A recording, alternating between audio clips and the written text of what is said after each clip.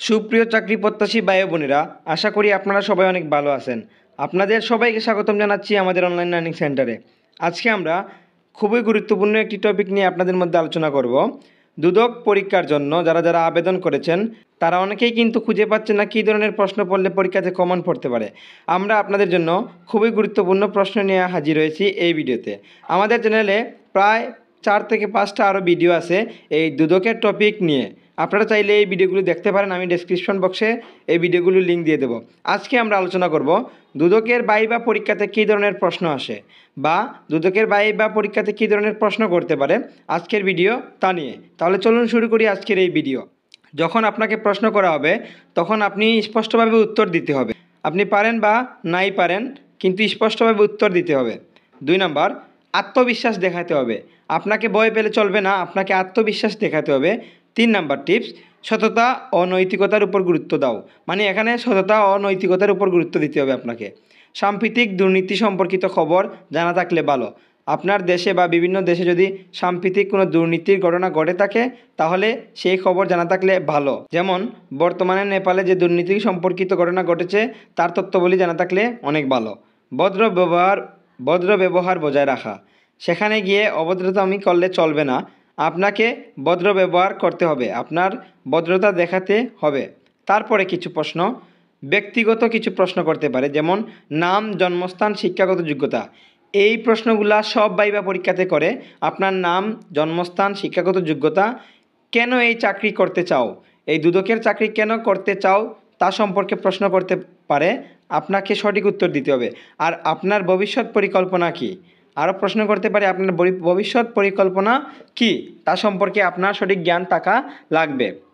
তারপরে চলুন আমরা দুদকের কিছু প্রশ্ন যেগুলো সচরাচর হয়ে থাকে দুদক পরীক্ষাতে, আমরা সেই প্রশ্ন নিয়ে আলোচনা করব। দুদকের ভাইভা পরীক্ষার জন্য কিছু প্রশ্ন উত্তর। 1 নম্বর প্রশ্ন, দুদক এর পূর্ণরূপ কী? এটা খুবই গুরুত্বপূর্ণ, খুবই গুরুত্বপূর্ণ। দুদক এর পূর্ণরূপ হচ্ছে anti corruption commission. Anti corruption commission, যার বাংলা দুর্নীতি দমন কমিশন। দুর্নীতি দমন কমিশন, অ্যান্টি কারাপশন কমিশন বা এসিসি। 2 নম্বর প্রশ্ন, দুদক কবে প্রতিষ্ঠিত হয়? দুদক কবে প্রতিষ্ঠিত হয়? 2004 সালে। 2004 সালে দুদক প্রতিষ্ঠিত হয়। 3 নম্বর যে প্রশ্নটা, দুদকের বর্তমান চেয়ারম্যান কে? খুবই গুরুত্বপূর্ণ প্রশ্ন এটা, আপনাকে এটা প্রশ্ন করতে পারে তারা। দুদকের বর্তমান চেয়ারম্যান হচ্ছেন ডক্টর মোহাম্মদ আব্দুল মোমেন। 11 ডিসেম্বর 2024 থেকে দায়িত্বে আছেন উনি, ডক্টর মোহাম্মদ আব্দুল মোমেন। তারপরে 4 নম্বর প্রশ্ন, দুদকের প্রধান দায়িত্ব কী? দুদকের যে দায়িত্ব আছে সেই দায়িত্বটা কী? দুর্নীতি দমন, প্রতিরোধ ও মামলা পরিচালনা। দুর্নীতি দমন, প্রতিরোধ ও মামলা পরিচালনা। 5 নম্বর প্রশ্ন যেটা আপনাকে করতে পারে, দুদকের সংবিধানের কোন অনুচ্ছেদে দুর্নীতির প্রতিরোধের কথা বলা আছে? কোন অনুচ্ছেদে দুর্নীতির প্রতিরোধের কথা বলা আছে দুদকের? তাহলে অনুচ্ছেদ নম্বর 20-এর 2 নম্বরে।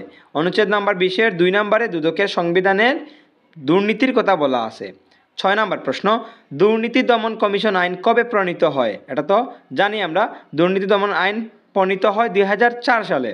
7 নম্বর প্রশ্ন, বাংলাদেশের কোন কোন সেক্টরে দুর্নীতি একটু বেশি হয়? যেমন ভূমি, শিক্ষা, স্বাস্থ্য, পাবলিক ও টেন্ডার খাত। এইগুলাতে কিন্তু অনেক দুর্নীতি হয়ে থাকে।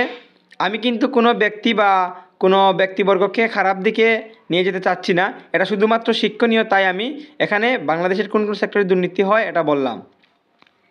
9 নম্বর প্রশ্ন, দুদকের স্লোগান কী? দুদকের স্লোগান হচ্ছে সততা, সাহস, দৃঢ়তা। সততা, সাহস, দৃঢ়তা, এটা হচ্ছে দুদকের স্লোগান।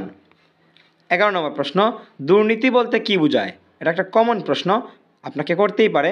দুর্নীতি বলতে আমরা কী বুঝি? ক্ষমতার অপব্যবহার করে ব্যক্তিগত স্বার্থ হাসিল করাকেই দুর্নীতি বলে। 12 নম্বর প্রশ্ন, জাতিসংঘের দুর্নীতি বিরোধী কনভেনশন কবে গৃহীত হয়? 2003 সালে। জাতিসংঘের যে দুর্নীতি বিরোধী কনভেনশন আছে সেটা প্রতিষ্ঠিত হয় 2003 সালে। বাংলাদেশের সংবিধান কবে কার্যকর হয়? বাংলাদেশের সংবিধান 16 ডিসেম্বর 1972 সালে। বাংলাদেশের সংবিধান কবে কার্যকর হয়? 16 ডিসেম্বর 1972 সালে। 15 নম্বর প্রশ্ন, দুদকের কার্যক্রম কোন আইনে পরিচালিত হয়? দুর্নীতি দমন কমিশন আইন। এটা একটা আইন যা 2004 অনুযায়ী পরিচালিত হয়। প্রশ্ন নম্বর 16, দুর্নীতি বিরোধী অভিযানে দুদকের ভূমিকা কী? বা কেমন প্রশ্ন করতেই পারে এটা আপনাকে। দুর্নীতি বিরোধী অভিযানে দুদকের হচ্ছে ভূমিকা অভিযোগ গ্রহণ, তদন্ত করা, মামলা দায়ের করা ও সচেতনতা বৃদ্ধি করা। প্রথমে মনে রাখতে হবে অভিযোগ গ্রহণ করা প্রথমেই, তারপর তদন্ত করা, তারপর মামলা দায়ের করা, সচেতনতা বৃদ্ধি করা। 17 নম্বর প্রশ্ন, কেন দুদকে চাকরি করতে চান? উত্তর, সৎভাবে দেশের সেবা করার জন্য এবং দুর্নীতিমুক্ত সমাজ গড়ার জন্যই কিন্তু দুদকে চাকরি করতে চান। এটা প্রশ্নের উত্তর দিতে হবে সহজ করে। 19 নম্বর প্রশ্ন, দুদকের হটলাইন নাম্বার কত? এটা কিন্তু 4 স্টার 5 স্টার, খুবই গুরুত্বপূর্ণ। দুদকের হটলাইন নাম্বার হচ্ছে 106 বা 106। এই নাম্বারে কল দিলে কিন্তু দুদকের যে কোনো কর্মচারী ধরবে। 20 নম্বর প্রশ্ন, দুদকের সদর দপ্তর কোথায় অবস্থিত? ঢাকা, বাংলাদেশে। ঢাকাতে অবস্থিত। 21 নম্বর প্রশ্ন, দুদকের প্রতিষ্ঠাতা চেয়ারম্যান কে ছিলেন? মানে এটার প্রতিষ্ঠাতা মানে কে এই দুদককে প্রতিষ্ঠা করেছেন? উত্তর, বিচারপতি এম সিদ্দিকুর রহমান। মনে রাখতে হবে, এটা কিন্তু খুবই গুরুত্বপূর্ণ। দুদকের প্রতিষ্ঠাতা চেয়ারম্যান হলেন বিচারপতি এম সিদ্দিকুর রহমান। 22 নম্বর প্রশ্ন, দুদকে কতজন সদস্য নিয়ে গঠিত বা দুদকের যে সদস্য কতজন? উত্তর, একজন চেয়ারম্যান ও 2 জন কমিশনার। দুদকের একজন চেয়ারম্যান থাকেন এবং 2 জন কমিশনার থাকেন। 23 নম্বর প্রশ্ন, কেন দুদককে স্বাধীন প্রতিষ্ঠান বলা হয়? দুদক কিন্তু একটা স্বাধীন প্রতিষ্ঠান, সরকারি সংস্থা হলেও মামলা তদন্তে সরকারের হস্তক্ষেপ নেই। এটি কিন্তু রাষ্ট্রপতি দ্বারা পরিচালিত একটি প্রতিষ্ঠান, এটা আপনাকে মাথায় রাখতে হবে। দুদক কিন্তু সরকারি হলেও এটা সরকারের কোনো হস্তক্ষেপ নেই, এটাতে কিন্তু রাষ্ট্রপতির হস্তক্ষেপ আছে। 24 নম্বর প্রশ্ন, দুদকের চেয়ারম্যানের মেয়াদ কতদিন? দুদকের চেয়ারম্যান যিনি, ওনার মেয়াদ হচ্ছে 5 বছর। 25 নম্বর প্রশ্ন, দুদকের মূল উদ্দেশ্য কী? দুদকের মূল উদ্দেশ্য দুর্নীতি প্রতিরোধ, তদন্ত ও দমন। দুর্নীতি প্রতিরোধ, তদন্ত ও দমন। প্রিয় শিক্ষার্থী বন্ধুরা, এতক্ষণ যারা মনোযোগ সহকারে আমার এই ভিডিও দেখেছেন তাদেরকে অসংখ্য ধন্যবাদ। আপনারা যদি সবার আগে চাকরির খবর জানতে চান তাহলে অবশ্যই আমাদের চ্যানেলটিকে সাবস্ক্রাইব করবেন।